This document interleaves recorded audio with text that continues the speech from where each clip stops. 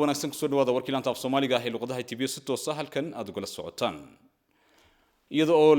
ay ka socoto magaalada Addis Ababa toddobaadka xuska dhaqanka ayaa waxa uu maamulka magaalada Addis Ababa u guddoonsiiyay dhul isla markaasina ay ku dhisanayaan dhul dhaqameed isla markaasina matalaya deegaanka Amxaarada ayaa la guddoonsiiyay deegaanka Amxaarada dhulkaasi oo baxadiisu u dhan yahay 42,200 oo kilomitir oo isla markaasina lagu wareejiyay madaxweynaha deegaankaasi Amxaarada waxaana isla markaasina qorshahaasi uu yahay lagu wareejiyay ururka horumarinta deegaankaasi Amxaarada si ay goobtaasi dhaqameedka ah ee dalxiiska ah ay u guddoonsiiyaan waxaana munaasabadaasi halkaasi khudbado kala duwan ka soo jeediyay maayirka ku-xigeenka maamulka magaalada Addis Ababa iyo waliba madaxweynaha deegaanka Amxaarada iyo sidoo kale ra'iisul wasaaraha Jamhuuriyadda Dimuqraadiga Federaalka Itoobiya ayaana halkaasi khudbad ka soo jeediyay waxaana kamid ahayd khudbadii halkaasi ka soo jeediyay madaxweynaha deegaankaasi Amxaarada aan ilaahdii halkaasi ka soo jeediyay khudbadii ka soo jeediyay ra'iisul wasaaraha Jamhuuriyadda Dimuqraadiga Federaalka Itoobiya ayaa tilmaamay in dalka Itoobiya uu yahay hadii uu midoobo isla markaasina si wada jira ay isu kaashadaan shacabweynaha dalka Itoobiya ay horumar gaarayaan isla markaasina dalalka shisheeye fargelintooda aan marnaba aqbalaynin dhinaca kale madaxweynaha deegaanka Amxaarada ayaa sidoo kale mudane Aganyo Tashaagar ayaa isaguna halkaasi ka tilmaamay in isla markaasina goobtani taariikhiga ah ee la guddoonsiiyay tahay mid matalaysa midnimada shacabweynaha dalka Itoobiya guud ahaan munaasabadaasi waxaa halkaasi lagu guddoonsiinayay khudbadii ka soo jeediyay ugu baaqay ra'iisul wasaaraha Jamhuuriyadda Dimuqraadiga Federaalka Itoobiya Abiy Ahmed inay dhammaan shacabweynaha dalka Itoobiya iskaashadaan hadii ay midoobaanna ay horumar iyo waliba xeerkii ay doonayaan ay gaarayaan taasina ay tahay mid wax weyn horumarka iyo waliba midnimada shacabweynaha dalka Itoobiya xoojinaysa fargelinta dalalka shisheeye danahooda mooyaane wax kale oo ay faa'iido u leeyihiin dalka Itoobiya ma jirto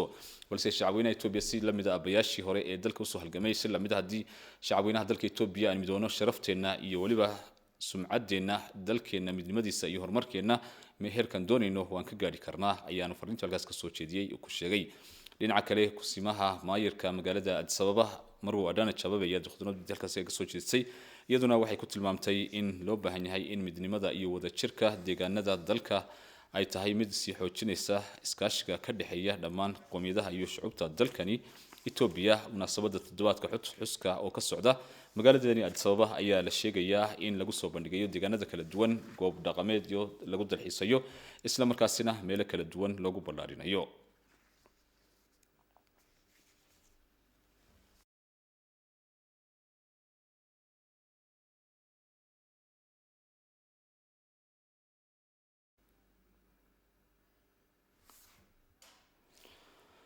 وهاجاج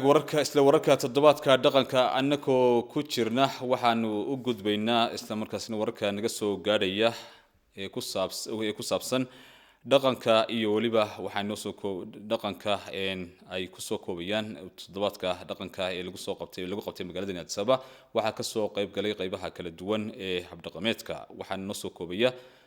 toddobaadkani dhaqanka uu yahay mid lagu soo bandhigay lagu guddoonsiiyay deegaanka Amxaarada gaar ahaan horumarinta sidii ay uga faa'iideysan lahaayeen dhul ku saabsan oo matalaya dhaqanka deegaankaasi Amxaarada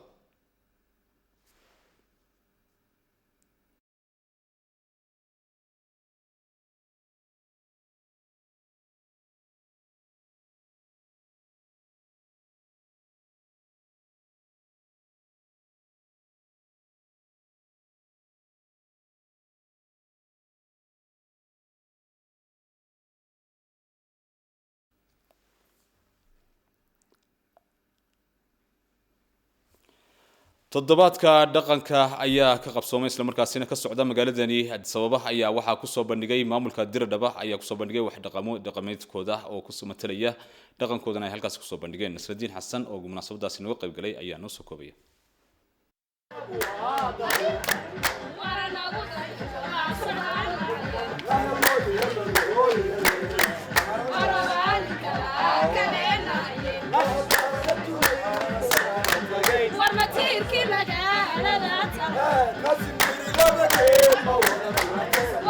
iyadoo ay la xidhiidho xuska toddobaadka Itoobiya ayaa ismaamulka Diradhaba oo qayb ka ah xuskan waxa uu si weyn uga qayb qaadanaya dadaalada qowmiyaduhu ay ku muujinayaan kor u qaadista dhaqanka fursadaha maalgashi iyo dalxiiska ee ka jira ismaamulka Diradhaba marwo shugri cabdiraxmaan agaasinka horumarinta dalxiiska ee xafiiska dhaqanka iyo dalxiiska ismaamulka diridhabe oo warbaahinta qaranka la hadashay ayaa sheegtay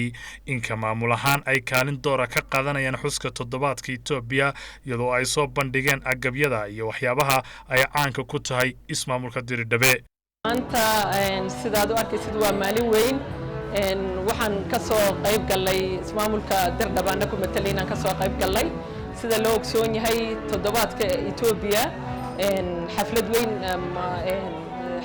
baa laga sameeyay meeshan taasaan ka soo qayb galay taasoo ay tahay maanta dhexgalkii qoomiyadaha Itoobiya door weyn xaflad ka qaadanaysa ay tahay kolkaas sida loo ogsoon yahay dirdhabana waa magaalo tusaale u noqonaysa كللada Itoobiya magaalooyinka Itoobiya sababtoo ah qoomiyado badan baa ku nool sida Soomaalida, Oromada, Axmaarada, Dabuubka waa Itoobiyadii yarayd baan oran karaa kolka tusaale aanu noqonayna maanta xafladan meesha laga dhigay taasi oo dhexdayadaba ku jirtay Itoobiyaan ahaan dirdhab ahaan ku jirtay haddana waa tusii xoojinaysa talabaad waxaan kaga soo qayb galaynaa dalxiiskii xaggii dhaqankayagii talabaad waxyaalihii dalxiiska dirdhab ahaan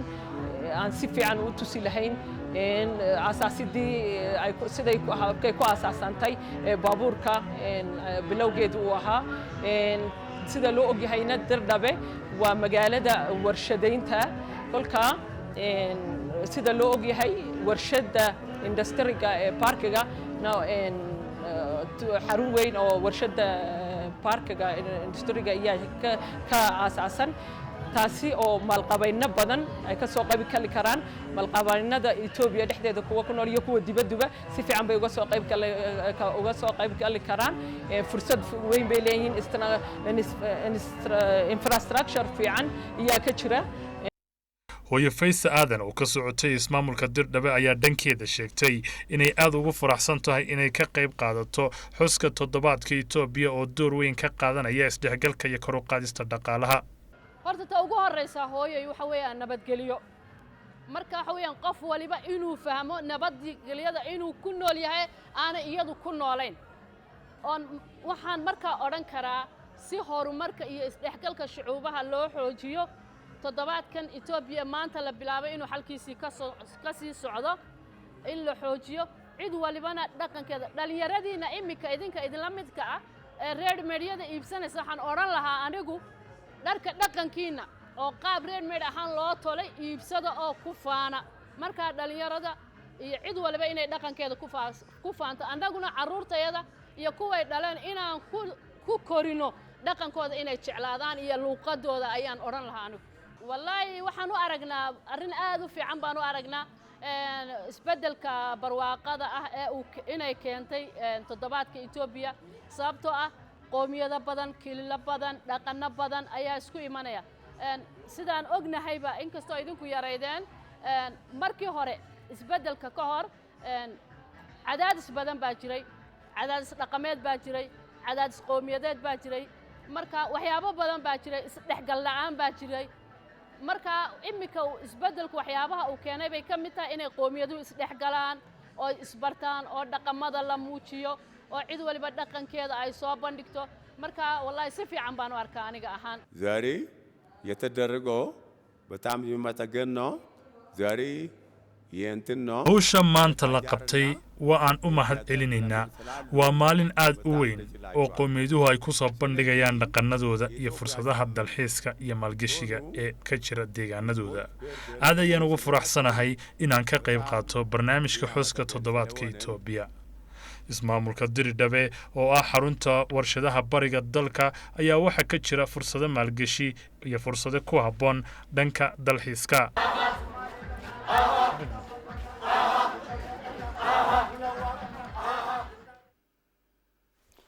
sidoo kale qaar ka mid ah shacabka ka soo qayb galay munaasabadaasi toddobaadka dhaqanka ee ka socota magaaladani Addis Ababa ayaa sheegay in ay ka shaqeyn doonaan isla markaasina kaalintoodana ka qaadan doonaan sidii midnimada shacabweynaha iyo qoomiyadaha dalkan Itoobiya ay doorkooda uga qaadan lahaayeen mar kale iyo Nasruddin Xasan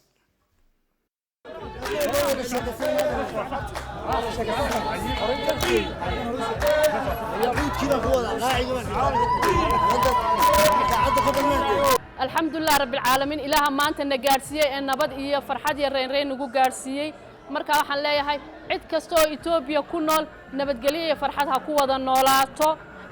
caalamkana waxaan u sheegaynaa iyo kuwa wararka warxuma tashiilka ka sheekeynaya inay Ethiopia aan isjacayl iyo wada noolaasho iyo isku tanaasul iyo wada noolaasho aan ku noolahay ayaan sheegaya marka waxaan leeyahay cadawgayga Ethiopia ha jeclo ha jabo ilaahay nabadgeliyo iyo caafimaad sanadkiisa aan ugu gaarsiyo idinkuna booqashadaadna soo booqateen waad ku mahadsantihiin wallahi maanta anigu waxaan arkay waa tan Ethiopia buuqaq iyo colaado iyo rabshadiyo waxa ka jira qiyaasta waxa isla markaa meeshan iskugu tagtaan maxaad kala kulmi doontaa wallahi dad isjecel oo nacamti xurgu fiirnay dhexdooda taalaba jiraan waxba ka arkaynin oo meeshan tagnaba si macaan la noo soo dhaweynayo marka la noo yimaado si fiican aan u soo dhaweynino inaan isku xaraadanahay in qol la iskugu keen soo xireeyade marka wallahi aad baan faraxsanahay wayna fiican tahay hadii la soo celcelinayo mar walba soconayso waan jeclaan lahaa hordaraba Ethiopia yareed weeyaa shucuubaha Ethiopia oo dhan baa ku nool annagu imika waxaan la imanay wixii shucuubna dirrabaan isla noolayn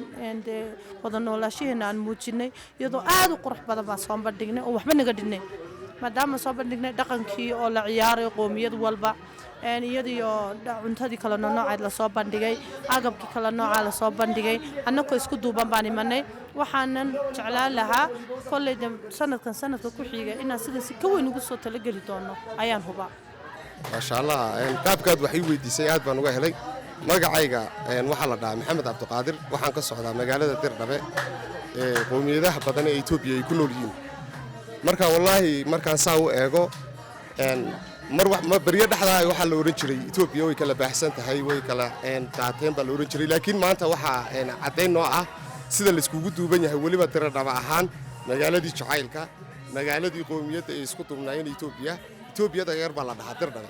marka aad baan ugu faraxsanahay sida qaabka la isku soo diyaariyay sida carwada sida nidiya dhaqankii Soomaaliyeed iyo qowmiyadaha badan ee Ethiopia ay soo dhawaadeen taa waxa loo baahan yahay in la isku biiro in la soo booqdo oo nin walba carwada ama dhaqanka wuxuu wato kili walba wuxuu wato waa inuu soo diyaariyaa oo isdhaxgalka la xoojiya oo sidana laga sii fiicnaada ayaan oran lahaa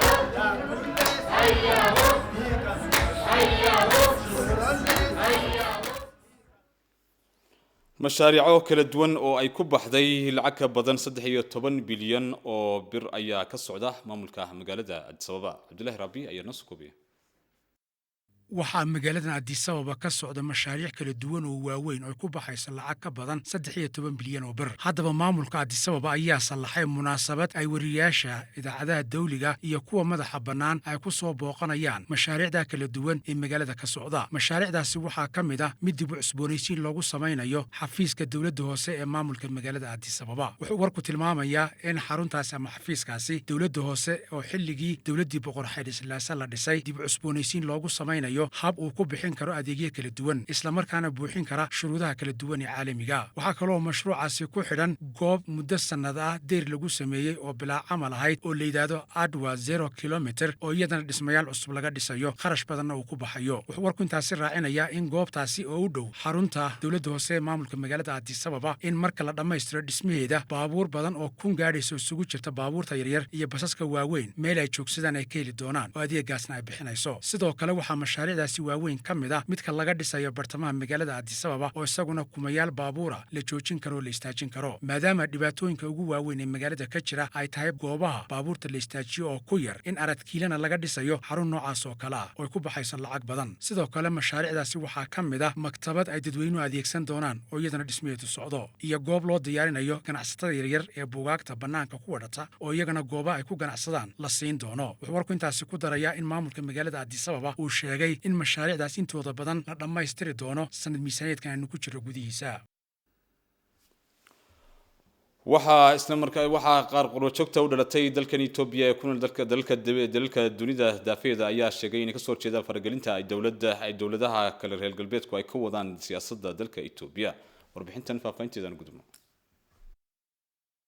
qaar ka mid ah dalalka reer galbeedka ee caalamku faragelinta ay ku hayaan dalka Itoobiya iyo siyaasadeeda waxa banaanbax ballaaran kaga soo horjeestay kooxda loogu magac daray Defend Ethiopia ee isla markaasina ka kooban qurbajoogta u dhalatay dalkan Itoobiya ee ku nool dalalka kala duwan ee caalamka oo isla markaasina ugu baaqay in beesha caalamku iyo waliba dalalkaasi kala duwan ee doonaya inay faragelin ku sameeyaan siyaasadda dalkaasi ay ka gaabsadaan arrimahaasi waxaana ay banaanbaxaasi ballaaran isugu soo baxeen kooxdani fadhigeedu uu yahay dalkaasi Ingiriiska ee Defend Ethiopia ayaa iyaga oo isla markaasina iska kaashanaya qurbajoogta u dhalatay dalkan Itoobiya ee ku nool dalalka qaaradda Yurubta waqooyiga Mareykanka oo isla markaasina isugu soo baxay banaanbax ballaaran oo isla markaasina dhinaca baraha bulshada ay kala dagaalamayaan oo qorshahaasi iyagoo ka jawaabaya baaqa loogu baaqay in ololaha heer qaran ee isla markaasina lagu qabtay dalkani Itoobiya iyagoo ka duulaya ayaana iyaguna banaanbax ballaaran oo dhinaca baraha bulshada ah ay kaga soo horjeedeen fikradoodana ku soo bandhigayaan inay dalalka beesha caalamku gaar ahaan dalalka doonaya inay faragelinta ku sameeyaan siyaasadda dalka Itoobiya ay ka gaabsadaan arrimaha ay ku socdaan arrintaasi maaha arrin wanaagsan balse waa mid xumeynaysa xiriirka wanaagsan ee diblomaasiyadeed ee Itoobiya ay la leedahay dalalka kala duwan ee caalamka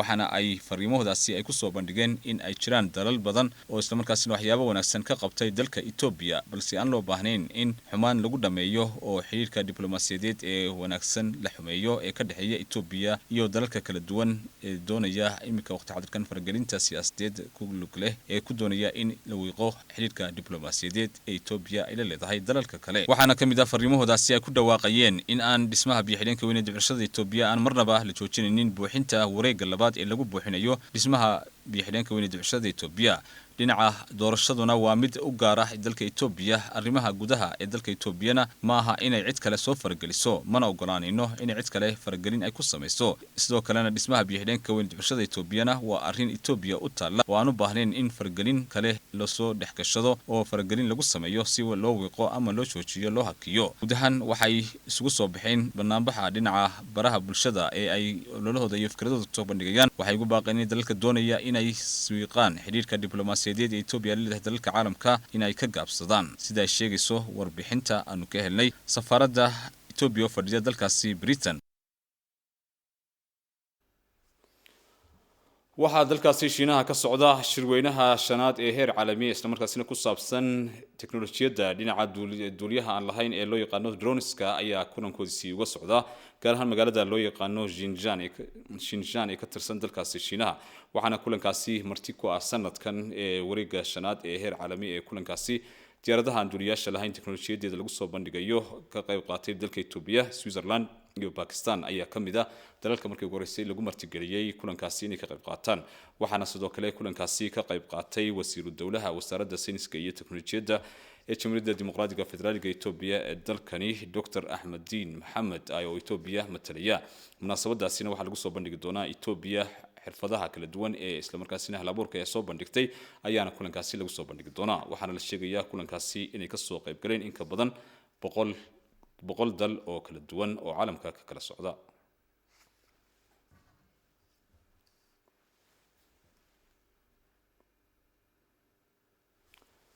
maamulka magaalada Guday ayaa laga hirgeliyay mashruuc biyo galin ah oo shacabku ay si weyn uga faa'iideysanayaan warbixinta naga soo gaadhay wakaaladda warbaahinta aan gudubno mashruuca biyo galinta oo kamid ah mashaariicaha mugga weyn ee xukuumadda deegaanka ka fulinaysa deegaanka oo maalmahan xadhiga laga jari doono ay haddaba wakaaladda biyaha ee maamulka magaalada Guday ay wadaa biyo galinta xaafadaha maadaama mashruucan biyo galinta Guday u dhawaan shaqada uu bilaabi doono isla markaana wakaaladdu ay ku hawlan tahay biyo galinta ama adeegida xaafadaha waa kuwan hadda bulshada u soo adeeg doontay xafiiska oo ka warbixinaya arrimahaasi runtii maanta waxaan oran karaa waa maalin horumarineed maadaama xukuumadda deegaanka u hirgashay inay ka hirgeliso maamulka magaalada Guday Guday Water Supply ka hirgeliso maamulka Guday Water Supply waxa weeyaanay waxaan guud ahaan shacabka waxaan fariin u dirayaa guud ahaan shacabka maamulka magaalada Guday oo kula dardaarmayo inay soo qurux badan leh u ilaashadaan hantidooda maadaama ay makhraati ka hayeen u taagnaayeen maalinka la dhagax dhigay ilaa maanta xariga laga jarayo oo mashruucu gabagabo yahay halkaas oo ku tusinayso inuu waxa weeyaan transparency fiican la sameeyay dawladda iyo cidii ku haysay gacanta mashruucan dhanka kale xafiiska biyaha ee maamulka magaalada Guday waa mid hadii jeer u taagan inuu waxa weeyaan ka haqabtiro bulshada waxa weeyaan ay bixiyeen adeeg loogu talagalay waxa weeyaan dhanka shaqada ama daboolo baahiyaha jiray ee ka jiray waxa weeyaan maamulka magaalada Guday runtii xirfadlayaasha iyo technicianka ku sugan xafiisku waa kuwa had iyo jeer heegan u ah ama waxa weeyaan u taagan inay bixiyaan adeegii loogu talagalay anigu saaka waxaan u imaaday saacaddii waan soo doontay xaafadii waxa weeyaan biyogelintii waxa weeyaan nidaamkii processkii sharciga aan soo maray haddana waxaan u joogaa inaan qaato saacaddii adeegan u imaaday waxa weeyaan inaan helo biyo marka waxaan codsaday inaan helo biyo walina hadda la iguma darin waxaan ku raadaa injineerka waxaan sugay hadda in injineerka la raaciyo oo la isoo cabiro dhulkii waxa ilaahay lagu mahadiyo weyn annagoo maanta aan biyihii naloo qoday oo rabo in xagga nalooga jaro rabo in loo soo daayo qudaarkeena loo bilaabay hawshii noo soo dhammaatay oon hadda rabnaa inaan biyihii insha allah naloo geliyo marka aad iyo aad baad dowladda u mahadsan tahay sababtoo ah biyo la'aantii ka taagnayd baahidii biyo la'aanta waan ka baxaynaa waa kayga waa laga bilaabay xafiiska waa naga dhammaatay qodaalkiiba hadda noo socda dowladda aad baad u mahadsan tahay dhanka kale maareeyaha wakaaladda biyaha ee maamulka magaalada goday mudane maxamed isxaaq digaale ayaa ka warbixiyey gees socodka mashruucani waxaan u diyaar garownay ilaa 150 qoys 100 ilaa 150 qoys inaan biyogelinta tijaabada marka hore lagu bilaabo lagu tijaabinayo lagu bilaabo ilaa ay haatan qorshaha waxaan maraynaa 100 qoys oo macaamiil ah oo iskood u soo codsaday processkii kala duwanaan aan marnay nidaamka xafiiska kulley waa xog kala duwan buu ka kooban yahay waxa ay khusaysa ayaa jira howlaha biyogelinta iyo lacagta qaabka biilka iyo nidaamka loo diyaarinayo heshiis lala gelaya jira macaamiisha procedurekaas ama habkaas si guud ayaan u diyaarinay 100 ilaa 150 qoys ee noo qorshaysnaa inaan biyaha u gelino hadda waxaa noo qabsoomay 100 qoys ama macaamiil oo cusub inaan beebka cusub aan ku xidhno si ay uga qayb galaan daahfurka ama inaugurationka mashruuca aad baan ugu faraxsanahay macaamiisha saad u arkayseen iyo shacabka magaaladu aad bay ugu faraxsan yihiin in mashruucan uu bilowdo muddo dheer maadaama ay ka dhersugayeen ilaahay waxaan ka baryaynaa inuu noqdo mashruuc khayr leh oo lagu baraaro oo bulshada iyo magaalada iyo anfaca oo khayr qaba inuu ilaahay ka dhigayaan ilaahay ka baryaynaa xukuumadda dowladda deegaanka Soomaalidana maad baan uga celinaynaa iyo xisbiga barwaaqo ee hawshan isku hawlay sidii ay u qabsoomi lahayd muddo dheer baa la geliyay kharash badan baa la geliyay cilmi iyo aqoon badan baa ku baxay ka shaqaysiintiisa ayaanu hadda annaguna diyaar u nahay haddii la yiraahdo shaqaalaha iyagu waxay ka qayb qaataan oo ay joogaan ay ku sugan yihiin goobaha guud ahaan mashruucan ka socdo laga soo bilaabo intaaga webiga laga soo bilaabo oo goobta biyaha laga soo qabanaya ah treatmentiga oo ku xigta oo ah goobta biyaha lagu nadiifinayo lagu daweynayo processka lagu marinayo ah haamaha oo hadda tijaabada ku socoto biyuhu ku socdaan oo la buuxinayo oo ilaa iyo 4 haamood oo qaadaya biyo dhan ilaa 3500 mitir cube qaadaya ayaa iyagana diyaar ah oo tijaabadii iyo biyihii ay ku socdaan waxaa diyaar ah 47 kilomitir oo distribution line ah kuwaas oo iyagana markii haamaha aan buuxino biyaha lagu tijaabinayo iyagana lagu sidayn doono haddii la yiraahdo